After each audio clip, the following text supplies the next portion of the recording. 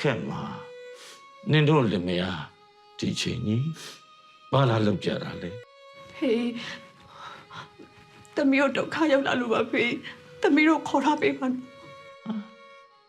နင်နဲ့ဒီနေရာနဲ့ဘာမှမဆိုင်တော့ဘူးလေနေ့အကြောင်းတွေအကုန်လုံးငါမိထားပြလိုက်ပြီနင်နဲ့ပတ်သက်ပြီးဘာကိစ္စဥမှဒါကစိတ်ဝင်စားတော့ဘူးနင်တို့ပြန်တော့ မောင်ကျော်မင်းသူတို့တကယ်ဒုက္ခရောက်လာရှာတာလေ ဟုတ်ပါတယ်ဖေးရဲ့သမီးတို့တကယ်ဒုက္ခရောက်လာလို့ပါသမီးတို့ကဲပါအောင်ဖေးကျွေးရှင်နေရလေသမီးတို့နောက်ကိုလိုက်နေကြတယ်သမီးမဆက်စရာလည်းမရှိဘူးသမီးရဲရှက်တယ်ဖေးသမီးမခဲ့ရတော့သမီးတောင်းပန်ပါတယ်ဖေး အဲ့ဒီဒုက္ခတွေကိုနင်ဖန်တီးခဲ့တာမဟုတ်ဘူးလားဘာလို့အခုမှငါတို့အိုကြီးအိုမတွေကိုလာပြီးတော့တာဝန်ယူခိုင်းနေတာလဲဟမ်နင်ကို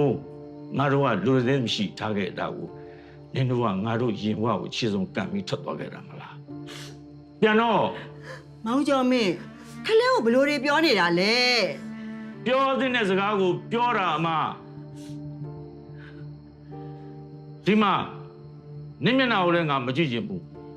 နင့်အတန်ကိုလည်းငါမကြားချင်ဘူးကိုဝမ်းကိုကိုကြောင်း ဟေးရအမကမစူပါနဲ့ဗျာအမကကျွန်တော်ကိုချစ်လွန်လို့ဒီလိုတွေဖြစ်နေတာပါ ဟဲ့ကောင်မင်းစကားကိုငါဘာတစ်ခုမှနားမထောင်နိုင်ဘူးနော် မောင်ကျော်မင်းခလေးမှာမပေါ်မပါကြီးနဲ့လေကို့ကိုလိုအပ်လို့အရိတ်လာခိုတဲ့သူကမှ မခုံနဲ့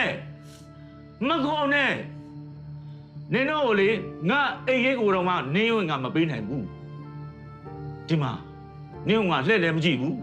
လိုတဲ့အကူကြီးလည်းမပေးနိုင်ဘူးသွားတော့ပြန်ကြတော့ ဟေးရတွားဆိုလဲတားသွားပါမယ်ဒါပေမဲ့အမကတော့ဟေးရိုးစီမှာထားခဲ့ပြရစီဗျာ မရဘူးကွာနော်မရဘူးလုံးဝကိုမရပါဘူးနော်ပြန်ကြတော့နင့်ကိုလည်းငါဘယ်တော့မှထပ်တွေ့ကျင်တော့ဘူးနော်ဒီအရင်ကိုလာကတ်တယ်ဆိုရင်ငါအဆုံးမဆုံးနဲ့ မြတ်တို့ခန့်ချောက်နိုင်မှာအချစ်စလာမှာ